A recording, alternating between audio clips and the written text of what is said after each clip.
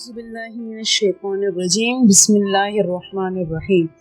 अस्सलामुअलैकुम नाज़रीन, मैं हूँ आपकी होस्ट और एक नई वीडियो के साथ फिर से मैं हाजिर हूँ और मैं उम्मीद करती हूँ कि आप सब खैरियत से होंगे और अल्लाह पाक से दुआ है कि अल्लाह पाक आप सबको खैरियत से रखे, आमीन। आज जिस टॉपिक पर हम डिस्कस करने वाले हैं वो है मुबाशरत का शरई तरीका। टॉपिक शुरू करने से पहले अगर आप हमारे इस चैनल पर नए हैं तो प्लीज़ हमारे इस चैनल को लाइक और सब्सक्राइब करें और ज़्यादा से ज़्यादा शेयर करें। सबसे पहले तो मैं आपको बताती चलूँ कि मुबाशरत का कोई शरई तरीका नहीं है। इस टॉपिक पर बात करना तो मैं कहती हूँ इस तरह एक इस्लाम के ख़िलाफ़ बात करना। जिस तरह आपको पता है कि जिस तरह के मसले मसाइल पेश आ रहे हैं, मसले मसाइल और ज़्यादा बढ़ते जा रहे हैं, तो फिर इस पर बात करना ज़रूरी हो चुका है। तो फिर सब लोगों के सवालात तो यही बनते हैं कि मुबाशरत का सही तरीका क्या है और मुबाशरत का शरई तरीका क्या है। मुबाशरत का जो सही तरीका है वो इस्लाम में ये है। तो मैं बताती चलूँ कि ये सब आपकी फीलिंग्स के साथ होता है।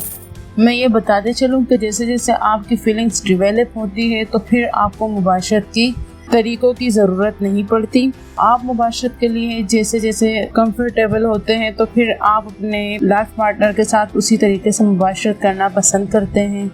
तो फिर तरीका चाहे कोई भी हो, खातून ऊपर हो या मर्द ऊपर हो, तो फिर इस चीज़ से कोई फ़र्क नहीं पड़ता। हाँ, हमारे कुछ हजरात ये कहते हैं कि हाँ ये तरीका मुबाशरत का शरई तरीका है। अब उसी चीज़ के साथ ख़वातीन जकड़ जाती हैं और मुबाशरत के सही तरीके को अच्छी तरह अपने शोहरों के साथ स्पेंड नहीं कर पाती। तो उनको बस यही प्रॉब्लम होती है कि ये शरई तरीका नहीं है तो फिर हमने इसे नहीं अपनाना, क्योंकि ख़वातीन इस मामले में कुछ ज़्यादा सेंसिटिव होती हैं, फिर वो इस चीज़ को शरई तरीका मानती हैं। हाँ, सबसे ज़्यादा इस्लाम में जो मना फरमाया है वो ये है कि आप ओरल सेक्स ना करें, आप एनल सेक्स ना करें। अब रहे ओरल सेक्स और एनल सेक्स, तो ये ज़्यादातर लोगों को पता ही नहीं कि क्या होता है, क्योंकि बहुत ज़्यादा लोगों को आदत होती है फोर प्ले करते हुए प्राइवेट पार्ट्स मुंह में लेने की, तो जो कि बहुत ही बुरी हरकत है और इससे कई बीमारियां जन्म लेती हैं और इससे भी हर तरह की प्रॉब्लम्स होती हैं। फिर इस चीज़ को इस्लाम में मना फरमाया गया है, लेकिन फिर भी हम लोग इस चीज़ को बढ़ावा दे रहे हैं। तो क्यों देते हैं? सिर्फ अपनी जिनसी तस्कीन को पूरा करने के लिए। लेकिन ये तरीका सरासर गलत है और इसके लिए मना फरमाया गया। और इसके अलावा जो आपके पखाने की जगह है उस जगह से सेक्स करने से मना किया गया है। तो इस चीज़ को भी वाज़ेह तरीके से मना फरमाया है, क्योंकि गंदगी से आपको पता है कि बहुत ज़्यादा बीमारियां जन्म लेती हैं, जिसे रोकने के लिए इन चीज़ों को मना फरमाया गया। लेकिन हमारे यहाँ इन चीज़ों को कोई नहीं देखता।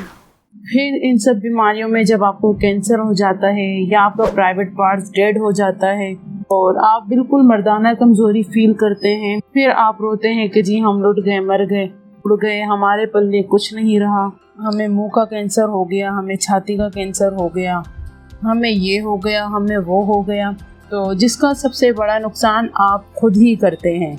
तो इस चीज़ के बारे में सबसे पहले मैं आपको वाज़ेह बता दूं कि कुरान पाक में इस चीज़ का जिक्र बिल्कुल वाज़ेह तौर पर किया गया है कि तुम्हारी बीवियां तुम्हारी खेतियां हैं, अपनी खेतियों में जिस तरह से चाहो आओ। तो इस चीज़ का हरगिज़ ये मतलब नहीं कि आप अपनी खेतियां खुद ही उजाड़ दें। तो मैं उम्मीद करती हूँ कि आज की हमारी ये वीडियो आप पसंद आएगी। मज़ीद इस तरह की वीडियोस देखने के लिए हमारे इस चैनल को लाइक और सब्सक्राइब करें और ज़्यादा से ज़्यादा शेयर करें और साथ में रखे बेल आइकॉन को भी दबा दें ताकि हमारी आने वाली हर नई वीडियो सबसे पहले आप तक पहुँच सके। मिलते हैं नेक्स्ट वीडियो के साथ, तब तक के लिए अपना बहुत ख्याल रखिएगा। अल्लाह हाफिज़।